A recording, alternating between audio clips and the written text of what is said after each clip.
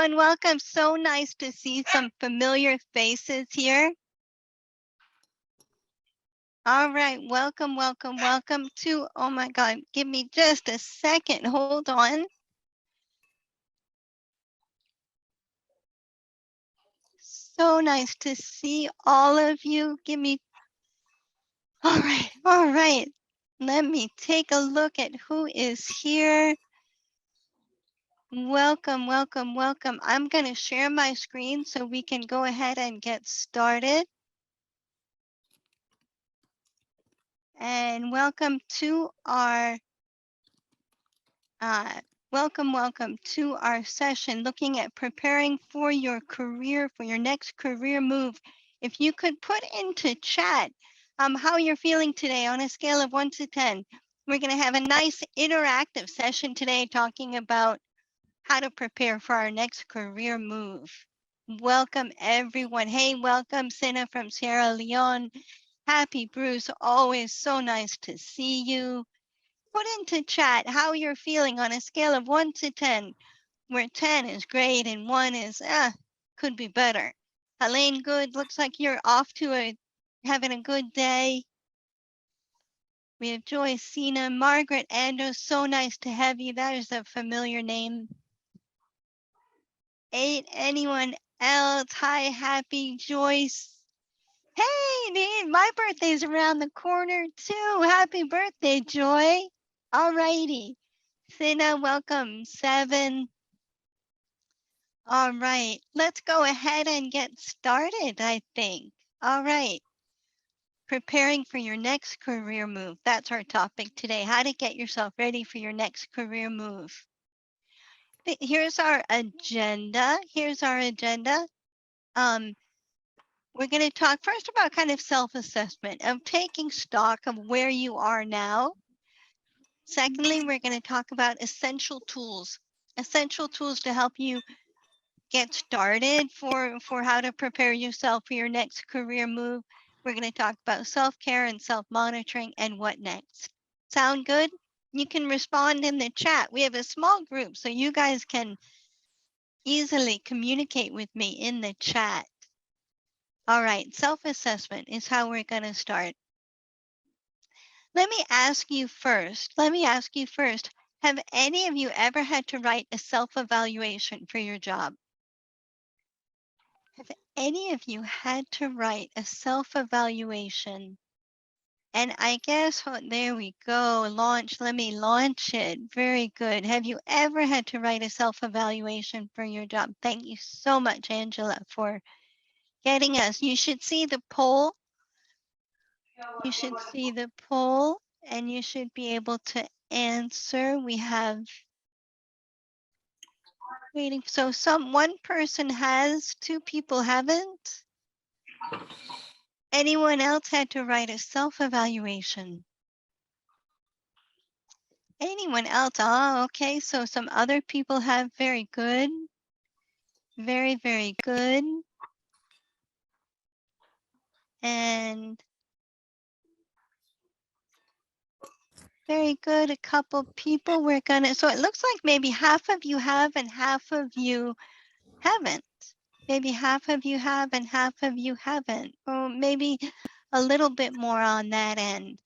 For those of you who have done it, let me ask you, what was challenging about it?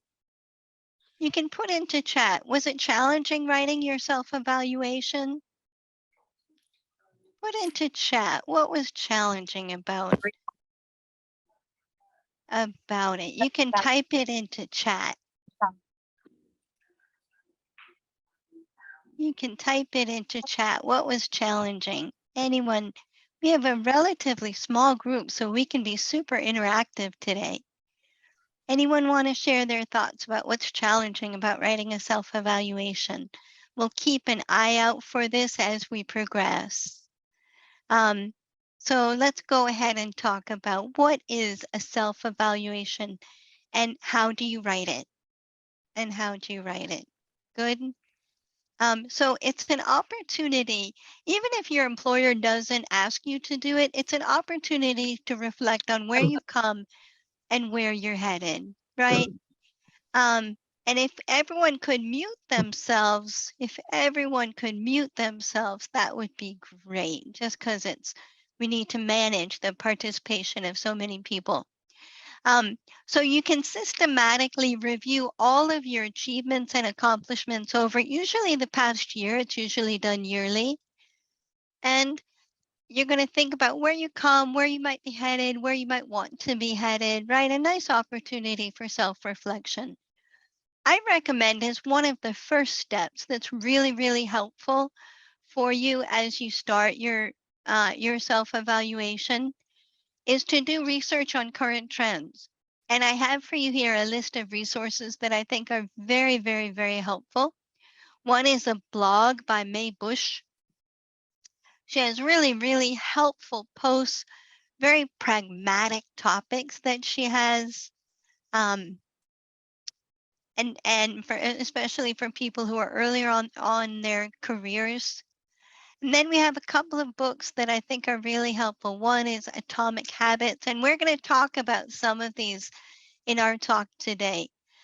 Competing in the New World of Work, How Radical Adaptability Separates the Best from the West. The Biggest Bluff, How I Learned to Pay Attention and Master Myself. Good. Uh, Chatter, the voice in your head and why it matters. And then the last one, Impact Players, how to take the lead, play bigger, and multiply your impact. So with a lot of these books, I've curated for you some online quizzes that we can do here online, and I'd like to share them with you. One is called From Impact Players to find out if you're an impact player. Another one from Mae Bush, you can do an assessment to see what might be holding you back from getting promoted. And then there are other personality tests. 16 personalities is one of my favorite, right? Give me a thumbs up if you think these look interesting. Give me a thumbs up if you think you might be interested in taking any of these quizzes. All right, thank you. They're interesting. All right, super. Thank you so much. Let's take a look at this one, the impact players. It's a short quiz, and I can take it here so you get a sense of what it's like. I actually took it yesterday, and I confess it totally nailed my weakness and the thing that I'm working on. So let me put in my email and my information, and then I'm going to start the quiz just to show you how this goes. So you tend to play to your strengths and concentrate on the work that you're good at. How often do you exhibit this? Always. I always do that. Next one, and you guys, you can I don't know if Angela can put the link in the website. You guys can maybe take it at the same time. 2, you focus on your job responsibilities and avoid getting involved in your work outside your job scope. How often? Often I do that. You speak up frequently to ensure your ideas get heard and your presence is felt. Always. You try to maximize face time with your boss to ensure they know what you're working on. Often. You work hard, keep your head down, and do your job. Always. You gravitate to the work you're most passionate about. Always. When working on a team that lacks a clear leader, you ask senior leaders to clarify roles. Often, yep. When workloads are heavy, you request additional resources from management. Sometimes. I don't always want to bother them. So I sometimes for that. You avoid ambiguous and uncertain situations, prefer working where you have a clear role and charter. No, I don't mind ambiguity. So that's not me. 10.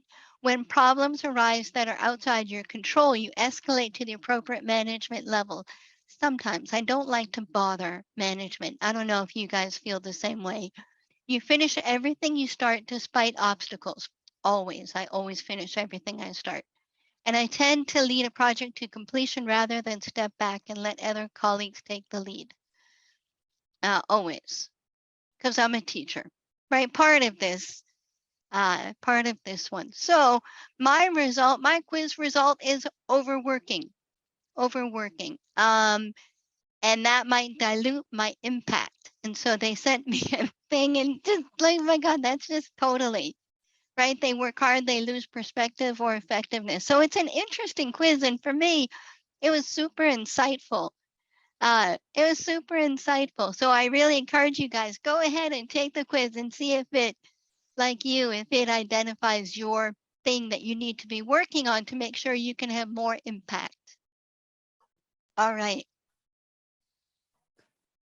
Those are fun. So let's look at how to write a self-evaluation. So the purpose of it is really to if you're doing it for your boss, it's for your job. If you're doing it for yourself, it's to increase your self-awareness of your achievements, your progress, and it's to help you practice communicating what your achievements and progress and goals are. Think about your audience. Imagine you're writing this for a supervisor or someone you might want to work for. What do they care about? How does your work contribute? What do they expect from you? You want to identify your accomplishments, and a wonderful way is to think about what are you most proud of having accomplished this year? What impact has it made for your organization or community, and how do you quantify this? These are some nice guiding questions for you. You want to think about growth and development. What lessons have you learned? What new skills have you developed? And what new experiences did you pursue? How did you stretch yourself? And then lastly, aspirations. What are some new experiences you want? What skills would you like to develop? And what would you find interesting to do over the next few years? One person that I work with, she was working kind of as an administrative assistant, and she realized she wasn't passionate about it. She realized she wanted to really work with helping people, helping homeless people. And so she quit her job so she could really pursue the thing that she was really, really interested in.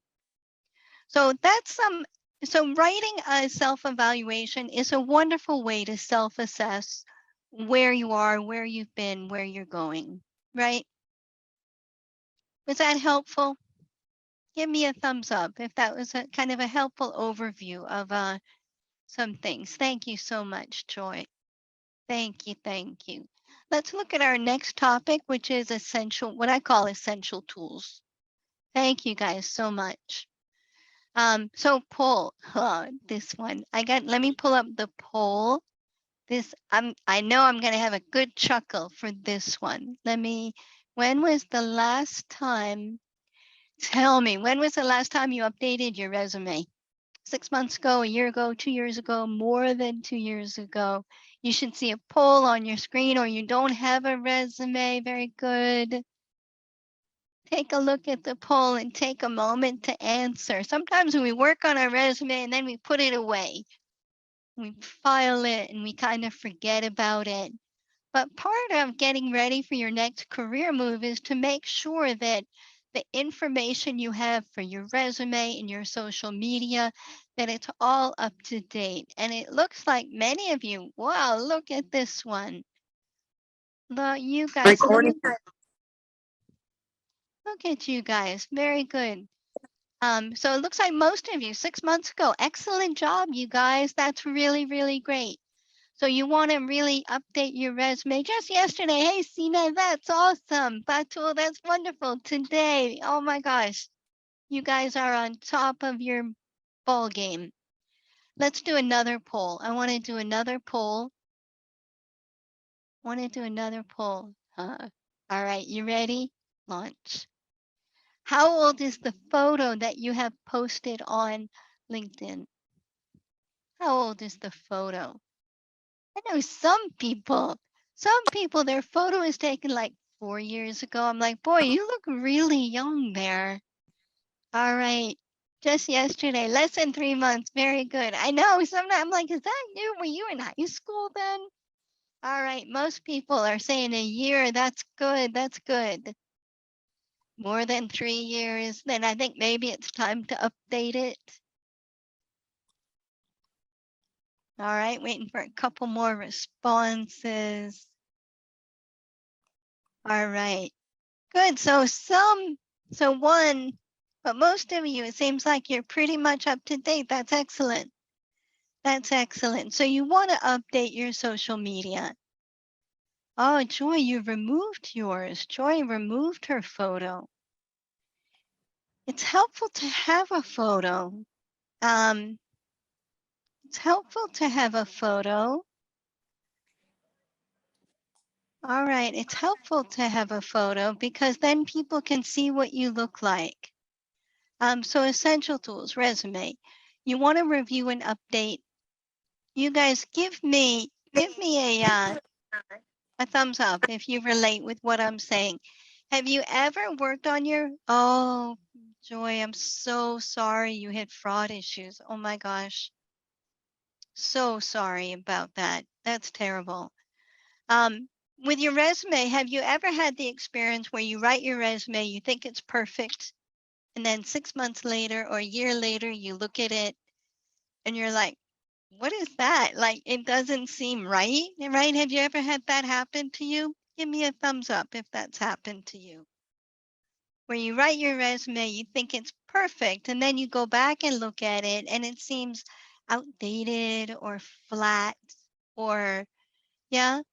So that's why you need to go back and think because your perspective on what you've done and what you've achieved changes over time. And what used to seem important and relevant may not be as important anymore. So it's really important to review and update your resume.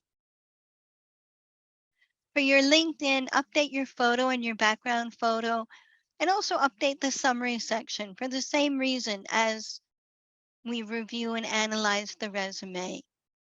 And then for networking, assess and increase your networking opportunities, especially if you're looking for that next promotion, if you're looking to really increase your, to move up in your career, make sure that you're networking to meet people, right? That can be really important. I know I moved to. Question. Yes. I'm not able to put a background photo because I'm not sure what to put. I'm not a part of a firm now. I only worked like for 3 months in a firm, and now I'm looking for actively for a job. I know like what I want. At least I'm interested in 2 subtopics, but I really don't know what background photo to put. It's an excellent question. Thank you for asking it. Thank you for asking it. Let's take a look at a couple. You have some options. You have some options for it. Angie, I hope you don't mind. Can I show your LinkedIn profile? Sure. Of course. Okay. Oh, So sorry. that's okay. We're going to look up Angela Nantambi, and see her. So she has her photo and then her background photo. She works for MasterCard, so we can see MasterCard. It has her working on her nonprofit. And then here's her, I think, also working on her nonprofit. So you can have some action photos in the background of showing what you're doing. Another one that I saw recently that I loved, I thought it was just beautiful, is this one. So here's Indri, and she did just this beautiful kind of her signature, some key aspects of her, and I think Diane also did a similar one that was really, really nice.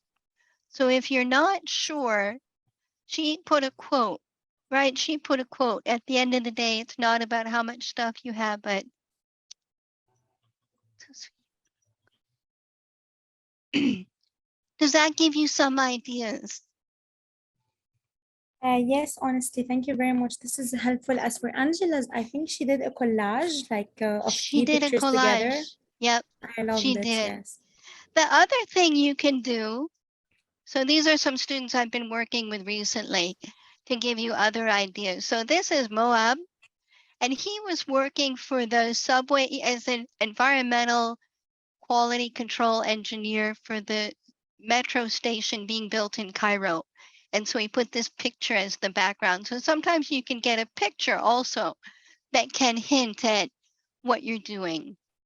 All right? Yeah, Thanks. so can I add something more? What do you mean? I want to say something. Yeah. Yeah, so this was very helpful, but I think what confuses me the most is that I'm working on multiple stuff.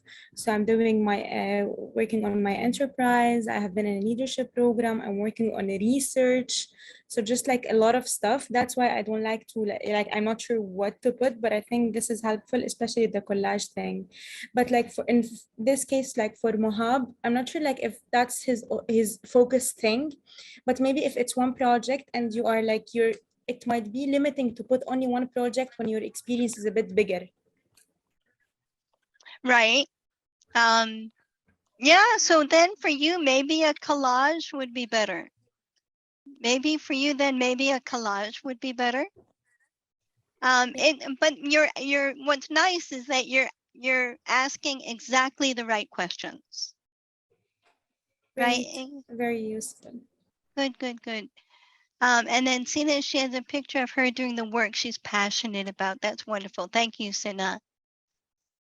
All right. Great, great. We're going to have more sessions coming up where we can delve into and let me say, if you guys want me to offer another session about LinkedIn and how to maximize your LinkedIn profile, let us know what topics you want me to address and we'll definitely build them in. But so the essential tools, your resume, your LinkedIn, making sure all of those are up to date. The the third element that I thought would be helpful to talk about would be but let me hold on. Let me just say any other questions about the essential tools of resumes, LinkedIn, networking. We're good. Okay. So the next one I want to talk about is building upward credibility. So this is from the textbook, sorry. This is from the book called Impact Players. Very interesting. I'm still reading it, really, really enjoying it. And she does a lot of research with companies and CEOs and finding out how do they identify impact players. And one of the topics she does go into is what are some things that drive your boss crazy? Can you type it into chat? Put into chat some things that drive you crazy, or maybe if you want to unmute yourself, you can share with us. What are some things that employees do that drive your boss crazy? Anyone?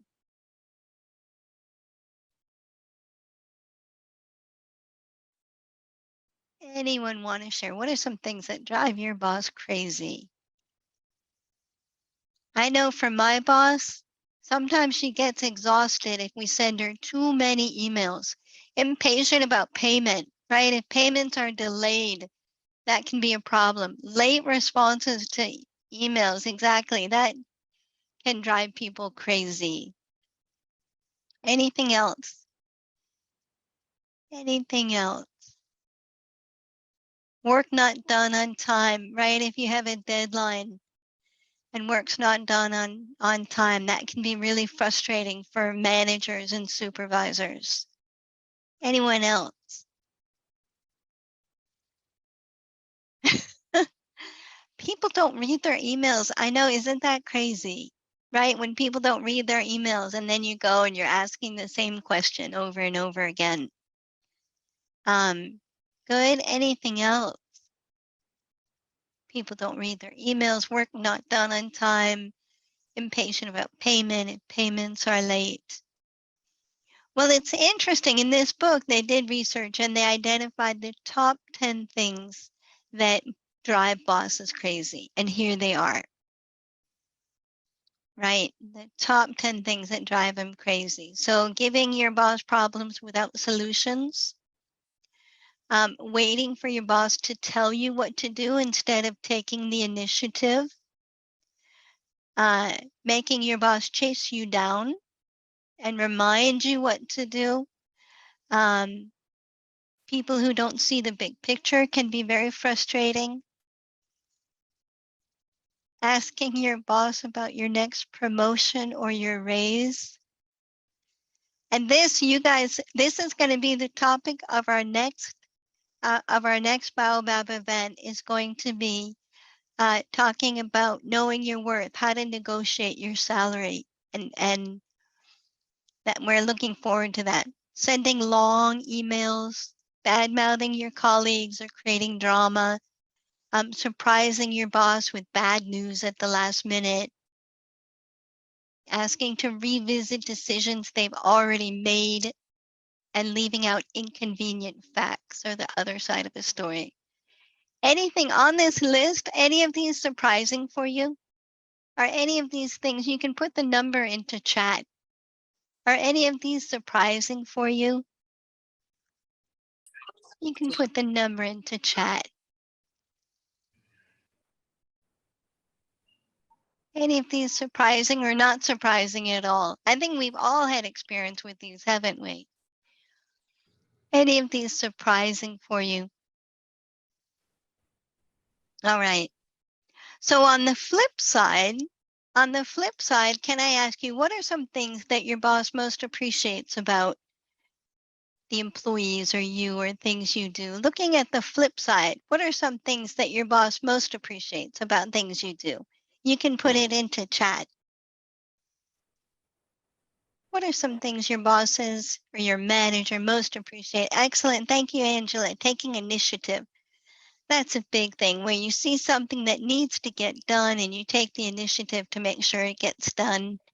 Anyone else? What are some things that your boss really appreciates about things that you do? Good, excellent. Thank you, Joy. Self-motivated. Abu Bakar, yeah, having really good time management, happy, delivering KPIs timely, being proactive. Excellent, Margaret, doing quality work. Everyone likes that. Excellent. Any other thoughts on this topic? By doing quality work, reminding him of his next meeting. So true, right? Reminding him of his next meeting, making sure that your boss is managing his time, helping him be a better time manager. Good, interesting. So you guys, it's interesting. So in the same book about the impact players, the writer, they do research and they identify the mindsets and behaviors that most promote career growth. And we have a list of the most, what they call the most learnable mindsets and the most learnable behaviors. And what's interesting is that you guys in your chat just identified those, a lot of these same things that this woman identified in her research, right? Right, developing ability, being a team player, looking at how you can improve a situation, how you can overcome adversity. They find very powerful mindsets about growth, belonging, being proactive, taking initiative, and being resilient. For the learnable behaviors, seeking feedback, offering help, right? Seeing if there's a need to help your colleagues or the leaders, influencing others, getting people involved through influence rather than authority, and seeing the big picture, not just doing your piece, but seeing the big picture. And what I find interesting and helpful, what I'd like to share with you, is from one of the books that I read called Chatter: The Voice in Your Head and Why It Matters. Right? You know that voice in your head, that chit chat that talks to you, that self-talk. In this book, the author recommends that you do distance self-talk. So instead of talking about yourself in the first person, like, oh, I need to do that. Oh, I need to do that. Yeah, I think I can do it. Or I need to take more initiative. Instead of doing that, talk about yourself in the second or third person. So for example, and they say using your name also. So let's say you have a big day coming up and you're a little nervous about it. He recommends like talking yourself through it, of saying, yeah, Angie, you got this, you can do this, or Elizabeth, you got this is going to be a great day, you're going to, right? And they find that people who do this, if you can believe it, they show that people who do this so-called distant self-talk, they make better first impressions, They improve performance on stressful problem-solving tasks. They have improved rational thinking and wise reasoning and improved reasoning on ethical dilemmas. I thought that was fascinating. Yeah, a really promising strategy. Give me a thumbs up if you're going to try that. Give me a thumbs up if you think that's so interesting that you're going to try this the next time you have a big challenge coming up. Thank you so much, Esther. Is Esther the only one? Who else is going to try this distant self-talk? Thank you so much. Great, Hilda and Abu Bakr. It's the research is just undeniably powerful. So go ahead and try that. So those are some ways to build your upward credibility. Identify things that drive your boss crazy, things that your boss appreciates. Look at those behaviors that the research shows do not build upward credibility, and try to build more the things that will build your upward credibility.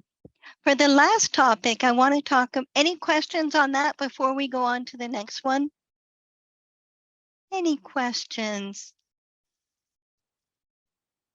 Any questions? All right, let's come on to our next one, which I call self-care and self-monitoring. So all of the books that I read, it's interesting, all of them say that people who are stellar performers, they take care of themselves, right? They take care of themselves physically, spiritually, mentally, right? They try to make sure that they have good balance in their life and that they stay healthy. And so for a first suggestion for self-monitoring and self-care, put together a plan. There's another wonderful book called Atomic Habits. And the main message of the book is even if you make small changes in your daily routine or in your life, it can have a very powerful impact, especially over time, right? So let me ask for all of you. We have a new academic year starting, summer's over. Have any of you recently started to do something that you think is making a positive impact in your life, making a change that is having a positive impact in your life, like maybe going to bed earlier? Or I know one thing that I do is I try to make sure that I walk a half hour a day. Make sure like in the middle of the day, I make sure I get up and I walk around. Anyone doing anything to help improve anything that's self-care, helping to improve getting enough sleep? That's a good one. Sleep is important. Anyone else? Trying to eat healthier, Esther. Yep. Good. We'll be doing a to-do list. That's good. Studying the brain. That's good. Better understanding about how the brain works. Good. So they find these habits can really, really help. Something that I've done that may be helpful for you is to really track your time. Track your time. Identify how you want to use your time and identify where you're not using your time wisely. And aiming for balance in terms of work, exercise, creativity, community, and family. I'd like to share with you, and we'll put this on the Baobab on the Baobab chat forum. I'll share this with you. This is a template that I did last year. I did it when I had a lot going on and I really needed to manage my time better.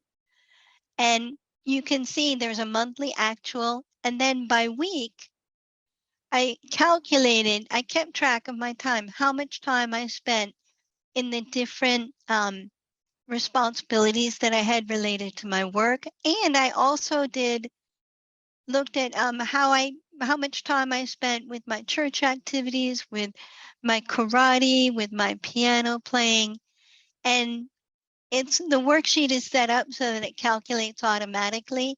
so that you can look at what your monthly goal hours may be and then compare it with your monthly actuals, and also see how balanced are you um, with your work and your leisure activities. What do you guys think? Do you think this would be helpful for you?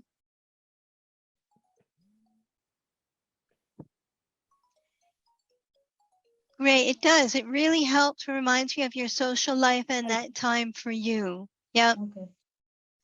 Okay. Thank you so much. So we're going to Listen, post this. what? Leave on meeting.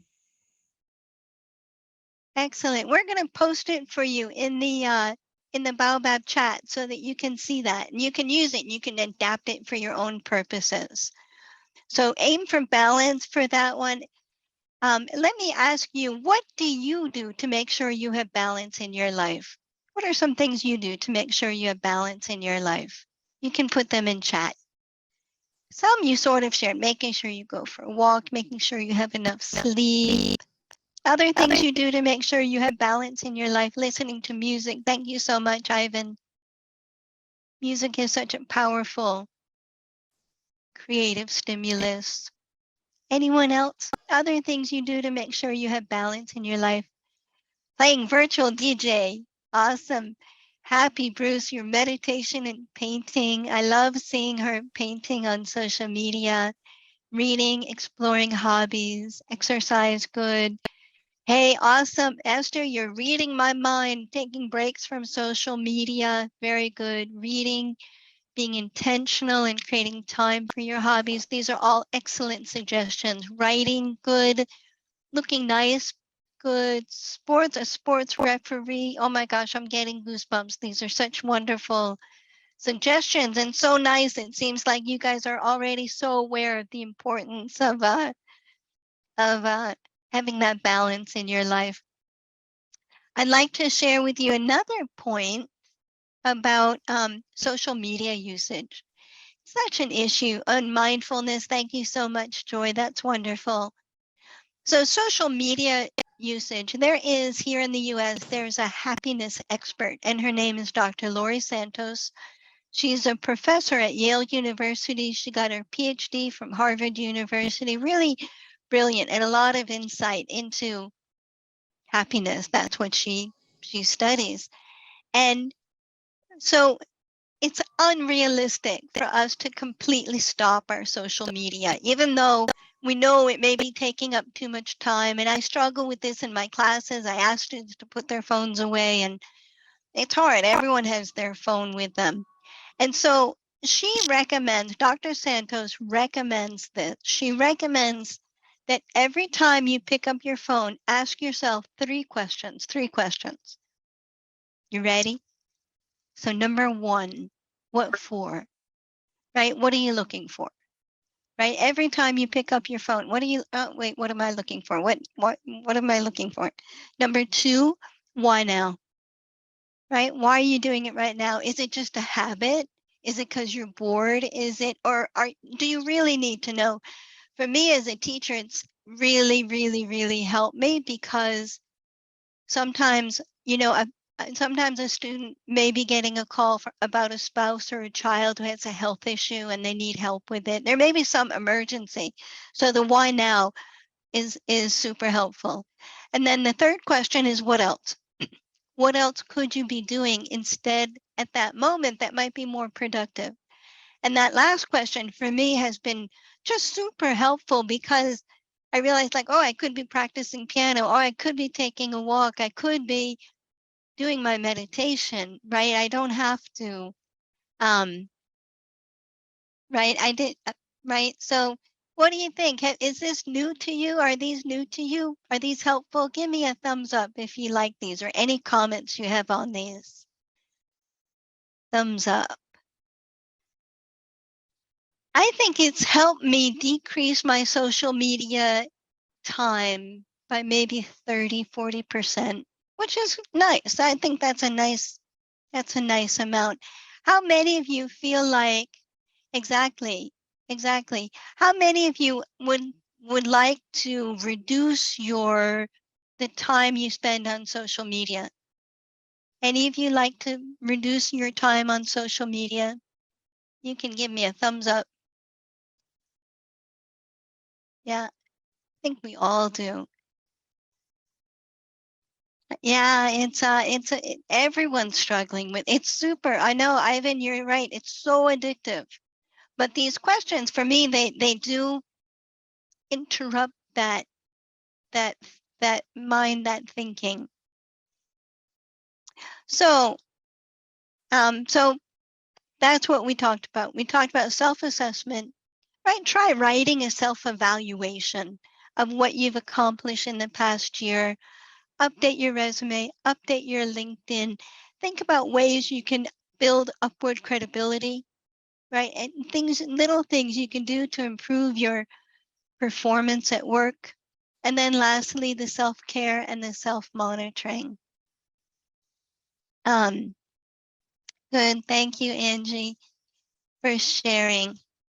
All right. Any questions? It brings us to, we have about 10 more minutes. We have about 10 more minutes. And I think I have another poll.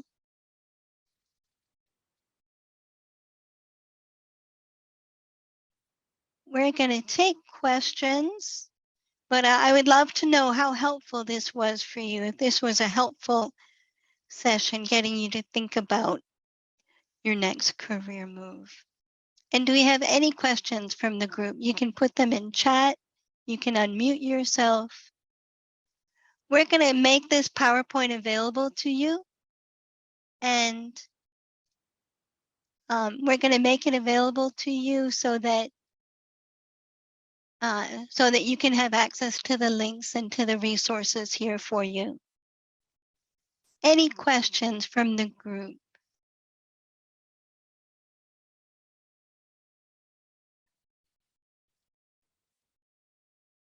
Thank you all so much for coming. So our next session, I will say it's going to be how to know your worth and how to negotiate your salary. Should be a really, really interesting session. We have it's going to be a panel, and we have two experts. We have an expert from the United States who's actually French, and we have an expert from the continent. She's in a noisy place. Ivan, you can feel free to type your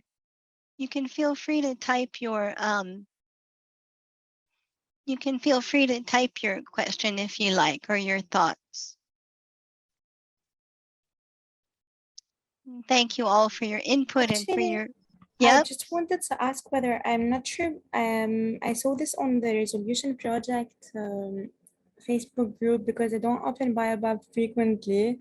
I think now I will, but I wanted to ask if you did a session for applying to jobs, because this session was helpful, but because I quit my job and I'm looking for a new job, and I'm still relatively a fresh grad. So is there going to be a session on applying to jobs, or how to find jobs? Yeah, we can certainly, I can certainly meet with the organizers and look at either incorporating that into one of the talks coming up, or to create a special section on that, right? Especially for recent grads applying for jobs. Thank you for your suggestion. So you're not working now, you're applying. And where are you, Batul? I'm from Lebanon, and I'm a okay. MasterCard scholar. Okay. Scholar alumna, sorry, not anymore. Okay. And what did you graduate? Undergraduate or graduate? No, so I graduated a year ago from undergraduate school. I have mechanical engineering, and I worked for a few months. I'm doing research with my professor, not to have a gap, and to enjoy my time. Excellent. Excellent. Yeah, email me, and I can certainly give you some suggestions. Feel free to email me. I'm going to put my email in chat. Great, thank you so much. Elizabeth, can I comment also? Sure, please do. Since you're from Lebanon, I wanted to share another resource. There's a similar platform a platform similar to Baobab that we have built out at ASU with another foundation that's specifically for individuals, for young Arab youth in the MENA region. So they have lives, they have a channel where you can post questions, and there are a lot of resources related to finding a job there. I'll put the URL here. Oh, in thank you Thank so you. much. And that was built, it's Al Ghurair Foundation for Education in the UAE. And Oh, it's yeah. called Young Thinkers Program. So you might want to look at that. There are some channels where they post opportunities for individuals in the MENA region. So that might be helpful to you. Thank you so much. You're welcome. So everyone, feel free to connect with me on LinkedIn as well. Thank you so much, Angela. You read my mind. Excuse me. Yes? Oh, thank you. I think you can get me well. Yeah. Good evening from Sounds like Uganda. a party over there. Evening from Uganda. I'm called Diagoba Ivan. I'm a student doing nursing degree. I would just like to inquire whether we shall have a session on how to build our LinkedIn profiles, because I see it as a good platform for marketing someone. Then another thing is I would really want to have a session on how to make a CV, how to come up with a very good CV. I don't know whether we can have a session like that. Those are the few submissions, but I'm very much grateful for this session. Yeah, thank you.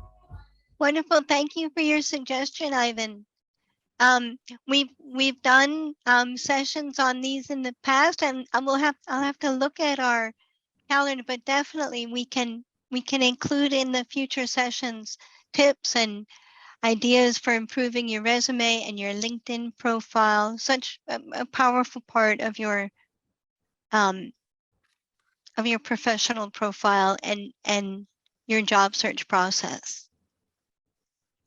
Great. Any other questions or suggestions? Oh, my full name. Sorry, my full name. Did Angie put it in?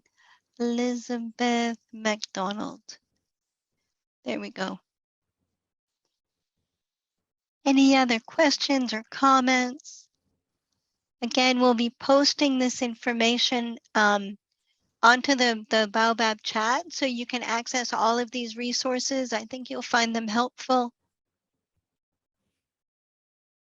The impact players, she has an appendix, a PDF appendix that I'm happy to share with kind of a summary of her major research findings and tips and even though it's US focused, I think you'll also find it relevant. All right. Thank you very much. This is Joy. Hi, Joy. Yes, hello. I'm joining in from Uganda, and I find myself I have more of an entrepreneur lifestyle, even if I am a profession. So I prefer to work on short projects versus being a full-time employee of someone, because I easily get bored. So I don't know. It's kind of challenging because that has been my thread. So I decided to go into consultancy because it works for me. I don't know. Yeah. So Joy, is your question how to portray that on your LinkedIn or your CV? How you can capture the richness and diversity of the short projects that you work on? Exactly. Okay. So let me post for you on the chat some examples about how to do it. And I think when you see it, it'll make sense. You basically put your main role as consultant, you put your clients, and then you list the major accomplishments of the projects you were working on. Wow, thank you. It's a nice way to show it. I'll post an example for you on the Baobab chat. Thank you very much. Any other comments or questions? Thank you, Joy.